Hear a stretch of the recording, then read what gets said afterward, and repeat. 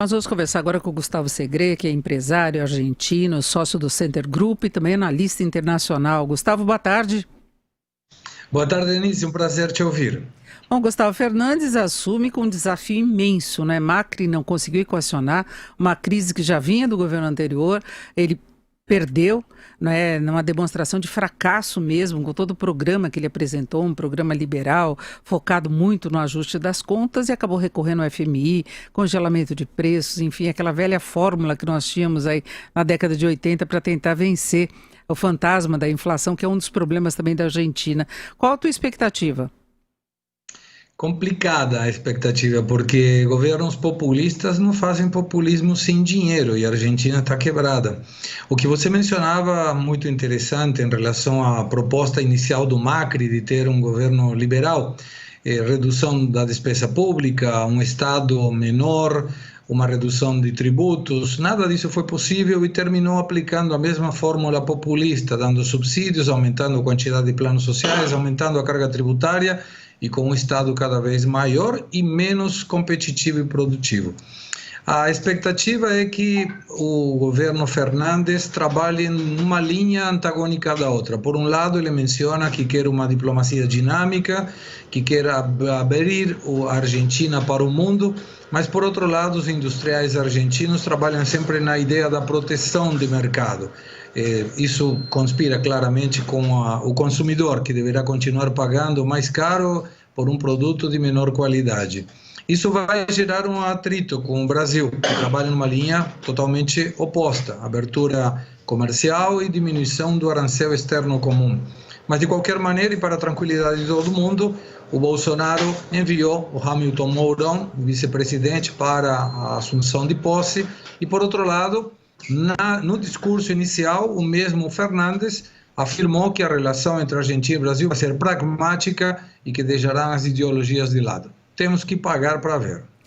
Na verdade você pode esperar demais, Gustavo, porque é uma crise muito séria e com várias frentes. O Brasil viveu uma situação parecida e a gente não tinha a disparada da inflação como foi registrada na Argentina, mas sim aumento da pobreza, um forte desequilíbrio das contas, uma perda de competitividade, enfraquecimento do consumo. A Argentina ainda conta também com a questão da produção agrícola, que também é forte, é uma das linhas aí de atuação e inclusive se fala novamente na possibilidade de tributação, não é?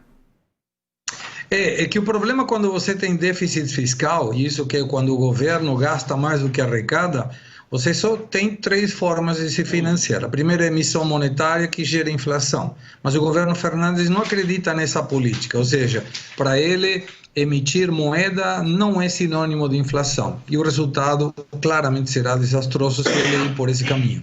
A outra seria emitir títulos públicos, mas ninguém hoje vai comprar um título da dívida argentina na iminente possibilidade de uma nova moratória, onde a prioridade do governo argentino será pagar aqueles títulos que estejam pelas leis americanas, porque se não fizer isso, entra em claramente moratória mundial.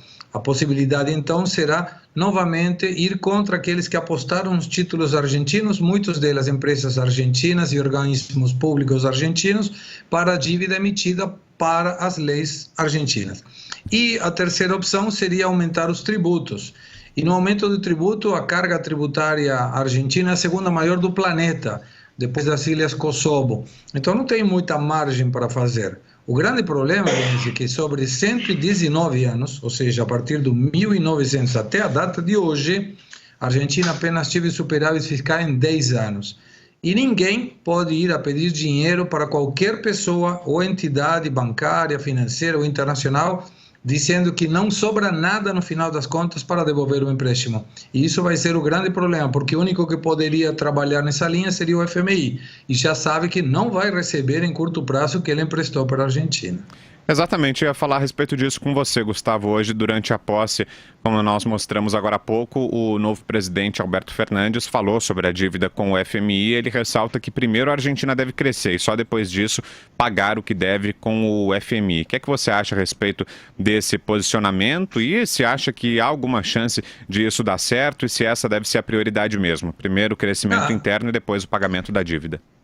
Tem lógica econômica crescer para poder ter um superávit e pagar, mas se você cresce da mesma forma a despesa pública, esse crescimento não se traduz necessariamente em superávit fiscal. E você precisa de superávit fiscal para pagar pelo menos os juros da dívida, o que a Argentina não tem conseguido nos últimos anos. Pelo que a gente vê, nós imaginamos um aumento da limitação do crédito, ou seja, uma potencialidade de crescer a demanda através de um crédito e empréstimos para a população mais em conta e uma diminuição da carga tributária, sobretudo para as pequenas e médias empresas.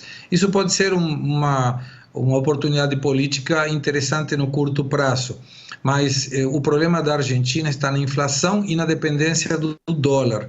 Quando o dólar sobe na Argentina, automaticamente isso repassa para a inflação. Se o dólar cai ou se mantém, não é uma queda da inflação. A Argentina tem tido nos últimos 20 anos uma média de inflação anual de 25%. É muito alta. E muito mais quando consideramos que as taxas de juros que hoje estão trabalhando nas empresas chegam a 80% ao ano.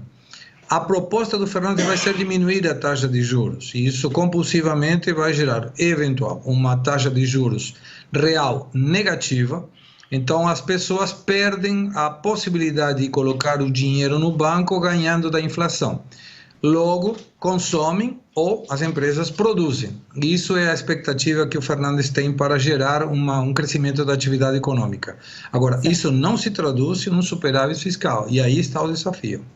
Nós conversamos com Gustavo Segre, que é empresário argentino, sócio do Center Group e analista internacional. Gustavo Segre, muito obrigado, uma boa tarde. Obrigado a vocês pela ligação. Um forte abraço. Obrigada, Vitor. Boa tarde, valeu.